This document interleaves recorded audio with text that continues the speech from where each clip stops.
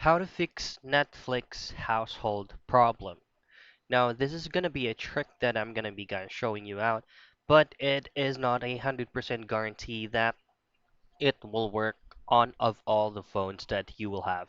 So if this will work on your phone and then you do also have an account with your or your account is logged in on your television or any smart TVs you have, then it will work of all the devices that you have on your end. So this trick is actually easy. So all you have to do first is make sure that your VPN is turned off.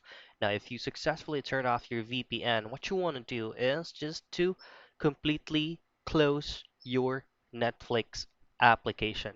Now, once you have closed your Netflix application, all you have to do next is turn off your Wi-Fi, turn on your airplane mode, and then pull up your Netflix account once again. And then if you will successfully log in on your account, so let's just choose on any users right here, then this is going to be the time that you'll turn on your Wi-Fi and turn off your airplane mode again.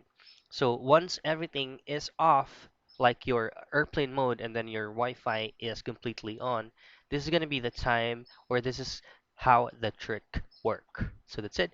That's how you troubleshoot or to do the trick on fixing Netflix household problem.